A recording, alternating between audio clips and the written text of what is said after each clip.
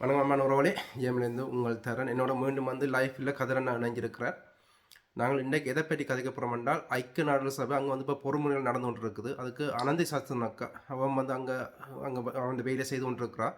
அதில் கயன் அண்ணாவோட இணைஞ்சு ஒரு ரெண்டு இன்டர்வியூ நான் பார்த்துருக்குறேன். அதில் அவன் தெளிவாக இறுதிக்கட்டத்தில் முள்ளிவாய்க்காலில் என்ன நடந்தது, எங்களோட இறுதி நாள் மே 17 விடயத்தையும் இந்த முறை தெரிவிச்சிருக்கிறார். அதில் இறுதி கட்டம் என்றால் எப்படி கொடூரமான இதாக இருந்தது, எவ்வளவு அவமானங்கள் மக்கள் தாங்கினார்கள், எப்படி மக்களை தண்ணி போதிலெல்லாம் இதுகளுக்கு மிருகங்களுக்கு எறிஞ்சு இதண்டார்கள். அப்படி பல அவமானங்கள். அது அந்த வீடியோ போய் பார்த்தீங்கன்னா என்ன சொல்ல முடியாத அவ்வளோ அவமானங்கள் எல்லாம் மக்களுக்கு சிங்கள இராணுவம் கொடுத்துருந்துச்சுது. இதை அவன் சொல்லும்போது இது ஏற்கனவே நான் கதிரண்ணாவும் நிவேதியாக்கவும் இதை ஏற்கனவே பதிவு செய்திருக்கோம். நாங்கள் இதை ஏற்கனவே பல தடவை நான் கேட்டாலும் இப்போ மீண்டும் அனந்தியக்க இதன்னு கேட்கும்போது ஒன்றும் வழியில் ஒன்றும் கூட உணர்வை கூட்டுறதும் வழியில் கூட இதை ஏற்றுறபடியாகவும் இருந்துச்சுது. இதில் நீங்களும் கட்டாயம் போய் கேட்கணும். இந்த இதுகளெல்லாம் வரலாற்று பதிவுகள். இப்போ பல பேர் எங்களோட தளங்கள்ல எல்லாம் எத்தனையோ காணொலியில் ஏற்றிருந்தோம். அதெல்லாம் இப்போ மற்றவர்கள் திட்டமிட்டு எங்களோட தளத்தை அழிச்சிருந்தார்கள், எங்களோட யூடியூப் தளத்தையே. இப்போ மீண்டும் நாங்கள் ஐக்கிய நாடு சபை பற்றி கட்டாயம் பதிவு செய்ய வேண்டும். இதுக்கு தான் கதிரண்ணா அங்கே அதிலேயே ஐக்கிய நாடு சபையாலேயே கூட்டி வரப்பட்டிருக்கிற கதிரண்ணா அங்கே ஐக்கிய நாடு சபையில் நிற்கிறார். கதிரண்ணாட்டியே கேட்போம். வணக்கம் கதிரண்ணா. தரன் வணக்கம். இந்த ஐக்கிய நாடுகள் சபைகளுடைய கூட்டத்தொடர்கள் பற்றி நாங்கள் தொடர்ச்சியாக பேசியிருக்கிறோம். இதுகள் எல்லாம் இன்று மீண்டும் மீண்டும் ஐக்கிய நாடுகள் சபைகளுடைய கூட்டத்தொடர்கள் வருகின்ற போது ஈழத்தமிழர்களினுடைய புத்திஜீவிகள் வந்த பொறிமுறைகளினுடைய வேலை திட்டங்களை மக்களோடு இணைந்து, அரசியல்வாதிகளோடு இணைந்து, புத்திஜீவிகளோடு இணைந்து அதை செய்யாமல், ஆனால் இணையதளத்தில் பேச போகின்றார்கள். தொடர்ச்சியாகவே ஐக்கிய நாடுகள் சபைகள் போரை முடித்தது, போர் முடிந்து இன்று வரை என்ன செய்து கொண்டிருக்கிறது என்கின்ற வாதத்தை தான் மீண்டும் மெம்மவர்கள் எத்தனை வரலாற்றை கற்றுக்கொண்டாலும் இதை பேசிக்கொண்டுதான் இருக்க போகின்றார்கள். இதை பற்றி நாங்கள் தொடர்ச்சியாக பேசியிருக்கின்றோம். ஐக்கிய நாடுகள் சபையினுடைய கூட்டத்தொடரும், இந்த கூட்டத்தொடர் நடக்கின்ற போது ஈழத்தமிழர்களினுடைய குமுறல்களை ஏதோ ஒரு வகையில் அங்கே பணியாற்றுகின்றவர்கள் அந்த நேரங்களை ஒதுக்கி ஈழத்தமிழர்களினுடைய பிரச்சனைகளையும் ஏற்கனவே வைக்கப்படுகின்ற பொறிமுறைகளுக்கும் அவர்கள் தங்களுடைய சார்பில் பல வேலை திட்டங்களை செய்ய வேண்டி இருக்கிறது. இந்த வேலை திட்டங்கள் தான் என்ன? ஈழத்தமிழர்கள் மீண்டும் மீண்டும் ஐக்கிய நாடுகள் சபைகளை குறை சொல்லுவதா, அல்லது இனி இந்த 2025 ஆண்டு ஈழத்தமிழர்களுக்கு ஏதேனும் ஒரு பொறிமுறை வந்தால் அந்த பொறிமுறை இதுதான் வந்திருக்கிறது என்று வடக்கு கிழக்கு மக்களிடம் கொண்டு சேர்ப்பதா, அல்லது எங்களினுடைய புத்திஜீவிகளிடமும் கொண்டு போய் சேர்ப்பதா, எங்களினுடைய வடக்கு கிழக்கு உயர்தர மாணவர்களிடம் கொண்டு போய் சேர்க்க வேண்டுமா என்ற கேள்விகள் எல்லாம் இங்கே நாங்கள் எழுப்ப வேண்டிய தேவை தொடர்ச்சியாக இருக்கிறது. அப்ப வருகின்ற பொறிமுறைகள் தோற்கடிக்கப்படுகின்ற போது நாங்கள் பார்க்கின்றதும் அதை நோக்கி செல்லுகின்ற விடயம் என்னவென்றால், இந்த பொறிமுறைகளை இந்திய உளவுத்துறையும் இலங்கையினுடைய புலனாய்வுத்துறையும் சேர்ந்து எம் மக்களோடு கொன்று போய் அதை இதுதான் இந்த பொறிமுறை, இதற்கு நாங்கள் மிக தெளிவாக பதிலளிக்க வேண்டிய தேவை இருக்கிறது, இதில் கலந்து கொண்டவர்களும் இதால் பாதிக்கப்பட்டவர்களும் சரியான முறையில் இதை காய் நகர்த்துவதற்கு நீங்கள் ஒன்று சேர வேண்டும் என்கின்ற ஒரு வேலை திட்டத்தை இங்கே நாங்கள் செய்தவர்கள் அல்ல. ஒவ்வொரு நாடுகளிலும் இருந்து வருகின்ற ஒவ்வொரு குழுக்களும் தங்களினுடைய பெருமிதத்திற்காக ஏதோ தாங்கள் நின்று கொண்டு தமிழர்களுக்கு ஒரு தீர்வு திட்டத்தினையும் பாதிக்கப்பட்ட தமிழர்களுக்கு ஒரு வினாவையும் தொடுத்து அந்த வினாக்குரிய விடையையும் தொடுத்து அதை குற்றங்கள் செய்தவர்களுக்கு தண்டனைகள் வேண்டி கொடுக்க வேண்டும் என்று ஓடுபட்டு திரிந்து இன்று இத்தனை ஆண்டுகளையும் நாங்கள் கடந்து நிற்கின்றோம்.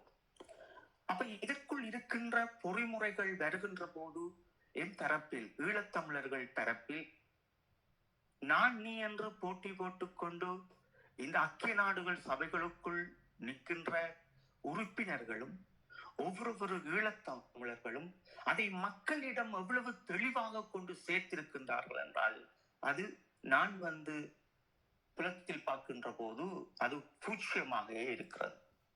அவர்களுடைய மக்களுக்கு கிராம ரீதியாகவும் போய் சேர்ந்ததல்ல, ஒரு பள்ளிக்கூடம் ரீதியாக ஆசிரியர்களிடம் இதை கொண்டு போய் சேர்த்து இதுதான் பொறிமுறை என்பதை அடுத்த தலைமுறை பிள்ளைகளுக்கு நாங்கள் கற்பித்ததும் அல்ல, அல்லது எங்களுடைய மண்ணில் இன்று கல்வியை கற்கின்ற எங்களுடைய மாணவர்களிடம், உயர்தர மாணவர்களிடமும் அடுத்த வரலாற்றினை தடயங்களையும் நாங்கள் கொண்டு போய் சேர்த்தவர்கள் அல்ல.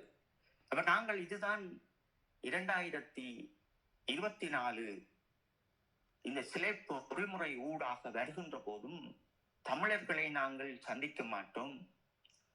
இந்த சிலை பொறிமுறைக்கு வந்தவர்களை மட்டுமே நாங்கள் சந்தித்து எங்களுடைய வேலை திட்டத்தை செய்ய வேண்டும் என்பதையும் நாங்கள் கடந்த காலங்களிலும் தொடர்ச்சியாக பேசியிருந்தோம். ஏனென்றால் இவர்களெல்லாம் நாங்கள் பார்க்க வேண்டும், இவர்களோடு நின்று ஒரு வேலை திட்டத்தை செய்ய வேண்டும் என்றால் அவர்கள் செய்கின்ற வேலையை நாங்கள் குழப்பிவிடக் கூடாது, அதே போன்று அவர்களும் எம்மை குழப்பிவிடக் கூடாது என்பதை நாங்கள் மிக தெளிவாக இருக்கின்றோம். சரி, இதை நோக்கி நாங்கள் எப்படி நகர்வது, இனி எப்படி இதை கையாளுவது என்றால் முதலில் நாங்கள் பெரும் கருத்தரங்குகளை செய்ய வேண்டியிருக்கிறது. அப்போ உலக தேசத்தில் கருத்தரங்குகளை செய்ய தவறியவர்கள் ஊடகங்களில் இருந்து கொண்டு ஐக்கிய நாடுகள் சபைகளை குறை சொல்லிக் கொண்டிருப்பார்கள். நீங்கள் தான் போரை அழித்தீர்கள், எங்கள் மக்களை அடைத்தீர்கள், போரை நடத்தி முடித்தீர்கள் என்பதை சொல்லுவார்கள்.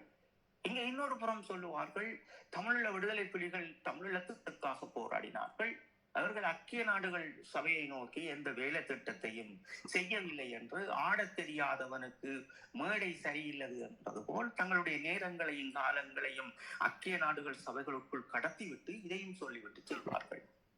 இதனை நாங்கள் தெளிவாக பார்க்க வேண்டும். தமிழீழ விடுதலை புலிகள் ஆயுதத்தோடு ஒரு இராணுவ பரிமாற்றத்தில் நின்றவர்கள் ஐக்கிய நாடுகள் சபைகளுக்குள் நின்று அவர்களால் வேலை செய்துவிட முடியாது. ஐக்கிய நாடுகள் சபை என்பது ஒரு 1000 ஏந்துவதற்கு அவர்கள் விட போறது அல்ல. இந்த உலகத்தில் அவர்கள் யாரையும் விட போவதில்லை. அவர்களாக ஒரு தீர்மானத்தை கொண்டு வருவார்கள், அவர்களாக ஒரு நாட்டோடு சண்டையிடுவதற்கு அவர்களாக அதற்கு ஒரு வழி அமைத்து கொடுப்பார்கள். அப்படித்தான் ஐக்கிய நாடுகள் சபை இருக்கின்ற உறுப்பு நாடுகள் இதைத்தான் செய்வார்கள். எமக்கும் அதைத்தான் செய்து முடிப்பார். தமிழீழ விடுதலை புலிகள் ஆயுதத்தை தூக்கி தோளில் வைத்துக் கொண்டு தன்னுடைய மண்ணை காவல் காத்துக்கொண்டு வருகின்ற இராணுவத்தோடு நேருக்கு நேர் போராடி கொண்டு நின்ற ஒரு இராணுவ கட்டமைப்பும் இன்றைய செய்ய வேண்டிய தமிழ் மக்களும் சேர்ந்து, அமைப்புகளும் சேர்ந்து அதை தெளிவில்லாத பார்வையோடு மக்கள் மத்தியில் இதைத்தான் தொடர்ச்சியாக கடத்தி கொண்டிருக்கிறார்கள். நான் தொடர்ச்சியாக உங்களிடம் சொல்லியிருப்பேன், ஐக்கிய நாடுகள் சபைகள் என்ன என்பதை எங்களுடைய மக்களும் அடுத்த தலைமுறை மாணவர்களும் புரிந்து கொள்ள வேண்டும். நாங்கள் முதலில் புலம்பெயர்ந்த தேசங்களில் கருத்தரங்குகளை செய்வோம் என்று நான் சொல்லியிருந்தேன் உங்களிடம். அதான் அந்த பொறிமுறையை, சிலை பொறிமுறையை தூக்கி கொண்டு எப்படியாவது எங்களுடைய இளைய சமூகத்திடம் கொண்டு வர வேண்டும், இதுக்குள்ள விடயங்கள் எல்லாம் நீங்கள் புரிந்து கொள்ள வேண்டும் என்று சொல்லி வந்த எங்களையும் இணையதளத்தை அடித்து நோக்கி எங்களையும் இதற்குள் முன்னுக்கு வராமல் ஏதோ நாங்கள் இதற்குள் இருந்து கட்டிக்கொண்டு எதையோ அள்ளிக்கொண்டு போகின்றோம் என்றது போல் இந்த இனத்தில் இருந்த எமக்கு அந்த வேலைகளை தந்து முடித்தார்கள். அப்ப இதையெல்லாம் நாங்கள் பார்க்கின்ற போது இனியாவது பொறிமுறை வருகின்ற போது இந்த பொறிமுறையை எப்படி மக்களிடம் கடத்துவது? அப்ப அது வடிவாக ஒவ்வொரு அமைப்புகளாக புலத்தில் இருக்கிறார்கள், அவர்களுக்கு அந்த அறிக்கைகளை அனுப்பி இணையதளத்திலும் இருக்கிறது ஒவ்வொரு பொறிமுறையும். அதே போன்று எங்களுடைய மாணவர்கள், மக்கள், கிராம சேவையாளர்கள், கிராம அபிவிருத்தி செய்பவர்கள், AGA, GA எல்லாருக்கும் இதை அனுப்ப வேண்டிய தேவை ஈழத்தமிழர்கள் மத்தியில் இருக்கிறது. அப்ப ஐக்கிய நாடுகள் சபைகளுக்குள் நிற்கின்றவர்கள் மட்டும் இதை முடிவெடுக்க கூடாது. இதுதான் இங்கே நாங்கள் தோற்று நிற்பதற்குரிய முக்கியமான காரணங்கள். பொறிமுறைகள் வருகின்ற போது அந்த பொறிமுறை இலங்கையின் பாராளுமன்றத்தில் தொடர்ச்சியாக பேசப்பட வேண்டும்.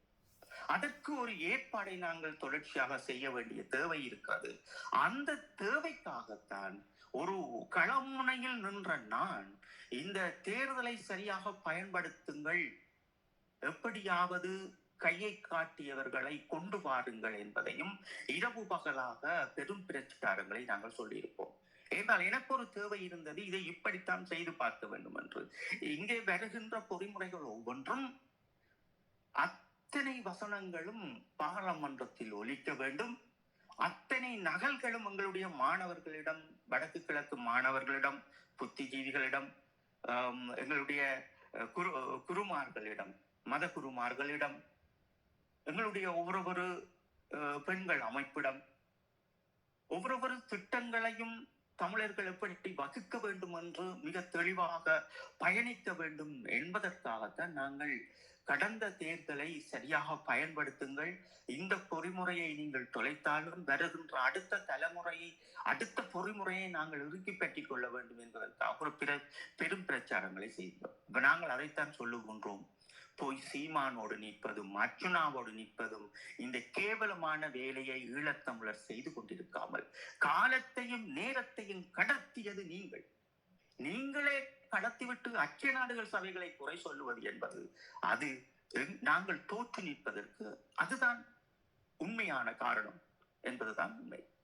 விடுதலை புலிகளை குற்றம் சொல்லுவதும் நீங்கள் இன்று வாழ்கின்ற மக்களினுடைய இருப்பினையும் அரசியல் அபிலாசைகளையும் நடந்த குற்றங்களையும் நிரூபிக்க தவறிய நீங்கள் எங்கே நாங்கள் தவறை விடுகின்றோம் என்று சிந்திக்க தவறுவதுதான் இங்கே இருக்கின்ற பிரச்சனை. எதற்கு எடுத்தாலும் இந்தியா ஊடகங்களில் ஓடி போவது, ஐக்கிய நாடுகள் சபைகளை அவமானப்படுத்துவது, அல்லது போராளிகளை அவமானப்படுத்துவது, அல்லது அதற்குள் நிற்பவர்களை அவமானப்படுத்துவது. அப்ப இதெல்லாம் என்ன நடக்க போறது? இலங்கையில் நின்று இந்த போர்க்குற்றத்திற்கு எதிராக நிற்கின்ற இலங்கையின் அதிகாரிகள் மிக தெளிவாக இவர்களை வைத்துக் கொண்டு இந்தியா ரோவோடு இணைந்து இந்த காய்களை நகர்த்துகின்றார்கள். முதலில் ஈழத்தமிழனுக்கு நடந்த போர்க்குற்றத்திற்கு எதற்கு இந்தியா உறுப்பினர்கள்? இந்தியா எமக்கு எப்போதும் எந்த இடத்திலும் ஒரு பங்காற்ற போவதில்லை, எமக்கு எதிராகவே இருக்க போகிறது. நாங்கள் என்ன செய்கின்றோம் என்பதை எதற்கு ரோகோடு இணைந்து நாங்கள் சொல்ல வேண்டும்? ஈழத்தமிழன் தன்னுடைய அபிலாசைகளை நோக்கி உலக தேசத்திற்கு போகின்றான், உலக தேசத்திடம் இதை கொண்டு போகின்றான் என்றால் எதற்கு நாங்கள் இந்தியாவில் இருக்கின்ற ஒரு சிலரோடு இணைந்து நாங்கள் இதற்கு என்ன நடவடிக்கை அடுத்தது செய்ய போகின்றோம், அடுத்தது நாங்கள் இதைத்தான் சொல்ல போகின்றோம் என்று அவர்களுக்கு சொல்லுகின்ற போதுதான் எங்களுடைய எல்லாமே தோற்கடிக்கப்படுகிறது. ஏனென்றால் முன்கூட்டியே தமிழர்கள் இதை செய்வார்கள் என்று சொல்லுகின்ற போதுதான் இன்றும் அதற்குள் வேலை செய்தவர் ஏதோ ஒரு வகையில் ஏதோ ஒரு பிரச்சனைக்காக கைது செய்யப்பட்டிருக்கின்றார். அப்ப விடுதலை புலிகளினுடைய மரபுகளை விடுதலை புலிகள் மீறி அவர்களுடைய ஆயுதங்களை களைந்தறிந்துவிட்டு ஐக்கிய நாடுகள் சபைகளில் தமிழர்களுக்கான நீதிகளை பெற வேண்டும் என்றிருந்தால் அவர்கள் அன்றைய இப்படி ஒரு ஆயுத போராட்டத்தை உருவாக்கி இருக்க மாட்டார்கள். சிங்களவர்களுக்கும் உலக தேசத்திற்கும் ஒரு இனம் தன்னுடைய சுய நிர்ணய உரிமைக்காக ஆயுதம் சுமந்து கொண்டு நிற்கின்றார்கள் என்று புரிய தவறிய இந்த ஐக்கிய நாடுகள் சபையும் இந்த ஐக்கிய நாடுகள் சபைகளுக்குள் இருக்கின்ற நாடுகளுக்கும் நாங்கள் எதை தெளிவாக கொண்டு போயிருக்கின்றோம் ஒற்றுமையாக என்பதை மீண்டும் நாங்கள் இங்கே நினைவுபடுத்த விரும்புகின்றோம். எங்களினுடைய எழிலண்ணா அவர்களுடைய துணைவியார் அவர்கள் தன்னுடைய கணவரை கையளிக்க பெற்றதை மிக தெளிவாக ஐக்கிய நாடுகள் சபைகளில் கொடுத்திருக்கின்றார்கள். அவர் வந்து இந்த வேலை திட்டத்தை செய்கின்ற போது எங்களுடைய ஊடகங்களாக இருந்தாலும் சரி, எங்களினுடைய பேச்சாளர்களாக இருந்தாலும் சரி, இணையதளம் நடத்துபவர்களாக இருந்தாலும் சரி, அதை பற்றி ஒரு விவாதத்தை யார் எழுப்பியிருக்கின்றார்கள் என்ற கேள்வியை நாங்கள் தொடுக்க வேண்டியதும் இருக்கிறது. அப்போ ஒருவர் வந்து ஒரு வேலை திட்டத்தை செய்கின்ற போது அவரை அவமானப்படுத்தி அவரை துடைத்தறிகின்ற வேலையை இந்திய உளவுத்துறையும் இலங்கையின் உளவுத்துறையும் சேர்ந்து எம்மவர்களை இதை செய்து கொண்டு ஊடகங்களில் இருந்து கொண்டு ஐக்கிய நாடுகள் சபைகள் எமக்கு ஒரு தீர்வு வைக்கவில்லை, இதை நம்பாதீர்கள் என்கின்ற ஏமாற்றத்தை நாம் ஏன் பேசிக் கொண்டிருக்கின்றோம்? ஒரு வேலை திட்டத்தை எடுத்துச் செல்லாமல் என்பதை நாங்கள் பேச வேண்டிய தேவை இருக்கிறது. இங்கே நிற்பவர்களை நீங்கள் பார்த்தீர்கள் என்றால் ஐக்கிய நாடுகள் சபைகளுக்குள் நிற்கின்றவர்கள் இந்த ஐக்கிய நாடுகள் சபையினுடைய பொறிமுறைகளும் அந்த பொறிமுறைகளுக்கு நாங்கள் என்ன வடிவங்களில் இதை கொடுத்திருக்க வேண்டும் என்பதில் இருந்து தவறியவர்களும், ஐக்கிய நாடுகள் தந்த பொறிமுறைகளை வடக்கு கிழக்கு மக்களுக்கு இது என்னவென்றே தெரியாமல் இருக்கிறது. சிறையில் இருந்து வந்த பிறகு இந்த பொறிமுறைகளினுடைய விதிகளும் அதற்குரிய தடயங்களும் நாங்கள் ஐக்கிய நாடுகள் சபைகளுக்கு செஞ்சிலுவை சங்கங்கள் ஊடாக பல நடவடிக்கையை செய்ய வேண்டிய தேவை இருந்தது. அப்ப எங்களுக்கு விளங்குகிறது என்னென்றால், எங்களுடைய மண்ணில் இருக்கின்ற மக்களுக்கு இதை பற்றிய புரிதல் இல்லை. எங்களுடைய உயர்தர மாணவர்களுக்கு இதை பற்றிய புரிதல் இல்லை. எங்களுடைய புத்திஜீவிகளுக்கு இதை பற்றிய புரிதல் இல்லை. இந்த புரிதல் எல்லாம் வந்தால்தான் நாங்கள் ஒரு விடுதலை பெறுகின்ற இனமாக நாங்கள் ஐக்கிய நாடுகள் சபைகளை தேர்ந்தெடுக்க முடியும். புலத்தில் இருக்கின்ற மக்களும் ஒரு சிலர் இந்த வேலை திட்டத்தை ஒரு சிலர் கைவிட்டு கூட நீங்கள் எண்ண முடியாது என்று வேலை செய்தவர்கள். யாரும் இந்த பொறிமுறையை தூக்கி கொண்டு பிரச்சாரம் செய்தவர்கள் அல்ல. ஐக்கிய நாடுகள் சபைகளுக்குள் இருந்து வேலை செய்கின்ற அந்த பிள்ளைகளுக்கும் அந்த உறுப்பினர்களுக்கும் உறுதுணையாக நின்றவர்கள் அல்ல. புலத்தில் இருக்கின்ற எங்களுடைய அரசியல்வாதிகளும் சரி, புத்திஜீவன் என்றவர்கள் அல்ல. இதையெல்லாம் நாங்கள் எப்படி சரி செய்ய போகின்றோம் என்றால், முதலில் எங்களுடைய இனம் சரியாக இருக்க வேண்டும். அது சரியாக இருக்கக்கூடாது என்றுதான் இன்று எங்களுடைய மண்ணையே இவ்வளவுக்கு அவமானப்படுத்துகின்ற மனிதர்களை எங்களுடைய மக்களை தேர்ந்தெடுத்திருக்கின்றார்கள். அப்ப இதற்கு பின்னால் பெரும் வேலை திட்டங்களும் பெரும் நகர்வும் சதிகாரர்களால் தமிழர்களுக்குள் மீண்டும் மீண்டும் சதிகள் நடந்து கொண்டே இருக்கிறது. ஒரு இனம் தோற்று நிற்கின்ற இனத்திற்கு ஏதோ ஒரு வகையில் ஏதோ ஒரு கருத்தரங்கு மூலம் ஒரு நம்பிக்கையை ஊட்ட வேண்டிய தேவை ஊடகங்களுக்கும் இருக்கிறது, புத்திஜீவிகளுக்கும் இருக்கிறது. ஐக்கிய நாடுகள் சபைகளிடம் ஈழத்தமிழர் ஆகிய நாங்கள் ஒரே கூக்குரலில் எங்களுடைய வலிகளை சொல்லுவோம். நாங்கள் பட்ட துன்பங்களை சரியான முறையில் சாட்சியங்களோடு நிரூபிப்போம். உலக தேசத்தில் இருக்கின்ற புத்திஜீவிகளோடு எங்களுடைய கருத்தரங்குகளை செய்வோம். அதே போன்று எங்களுடைய மக்களோடும் இந்த கருத்தரங்குகளை செய்வோம் என்று யாருமே முன்வரப் போறவர்கள் அல்ல.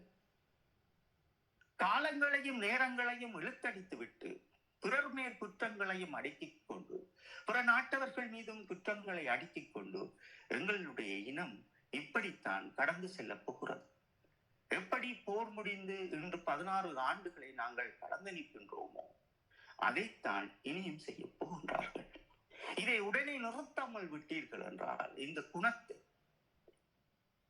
அவமானப்படுத்த வேண்டும் என்றே அவமானப்படுத்துகின்ற குணம் எப்போது எம் இனத்துக்குள் நுழைந்திருக்கின்றதோ அது ஒரு பெரும் அலையாக என்று பூகம்பமாக எழுந்து நிற்கிறது. எங்கே திரும்பினாலும் எம் இனத்தை நாமே அழிப்பது. இதற்கு பின்னால் என்ன நடக்கிறது? இதை புரிந்து கொள்ளாத நீங்கள் உங்களுடைய இனத்தை காப்பாற்றி விட முடியாது. எத்தனை கூட்டத்தொடர்கள் அமர்ந்தாலும் எங்களுக்குரிய ஒரு தீர்வை நாங்கள் பெற்றுவிடவும் முடியாது. இது பெற வேண்டும் என்றால் மிக தெளிவான கருத்தரங்குகளும் மிக தெளிவான சமூகமாகவும் நாங்கள் உடன் மாற வேண்டிய ஒரு தேவை எமக்குள் இருந்து ஒரு பெரும் அலையாக விமர்சனங்களை வைத்து வைத்து ஒருவர் மீது எம் இனத்தையே கருவறுக்காமல் இதையும் கடந்து எம் இனத்தை காப்பாற்ற ஒரு நல்ல மனிதர்களாக தலைத்து விடுங்கள் என்பதையே இன்றைய இந்த கூட்டத்தொடரில் இதே 2025 கூட்டத்தொடர் தமிழர்களின் வாழ்வியலிலும் அவர்களுடைய அபிலாசைகளிலும் ஏதோ ஒரு பாதையை நோக்கி நாம் பயணிப்பதற்கு ஒன்று சேருங்கள் என்று கேட்டுக்கொண்டு நிற்கின்றோம். மிக்க நன்றி அண்ணா. இது மக்களுக்கு முக்கியம் கடத்த வேண்டிய விடயங்கள். எங்களுடைய இனம் எப்படி ஒன்றுபட்டு இந்த விடயங்களை நிற்க வேண்டிய எங்கள் இனம் எப்படி பிரிஞ்சு போய் இந்த போலி பரப்புரைகளுக்கு பின்னால் அடுத்து இப்படிப்பட்ட ஆக்களையும் முதலமைச்சராக ஆக்கப்பட போய் எங்களோட இன்னும் போய் அவமானத்தை தேடி தந்துட்டு எங்கள் யாழ் மண்ணுக்கு இப்படியான ஆக்களை வந்து நீங்கள் முதலமைச்சராக இதண்ட போகிறீங்களா அல்லது எங்களுக்காண்டி குரல் கொடுக்குற ஆக்களை வந்து முதலமைச்சராக இதண்ட இனத்தை காக்க போகிறீங்களான்றது தான் நீங்களாக மக்களாக நீங்கள் இதண்டணும். அதுலேயும் வந்து கட்சி பேதமின்றி எப்படி பொது வேட்பாளராக இதண்டமோ அதே மாதிரி வந்து ஒரு பொது வேட்பாளராக முதலமைச்சராக போட்டு அதுக்கான விடயங்களை வந்து மக்கள் எங்களோட கட்சியில் செய்தால் மட்டுமே, எங்களோட ஊடகங்கள் கட்சியை செய்தால் மட்டுமே எங்களோட இனம் மீண்டும் உருப்படும் என்றதை கூறிக்கொண்டு மீண்டும் ஒரு காணொலியில் சந்திப்போம். நன்றி, வணக்கம்.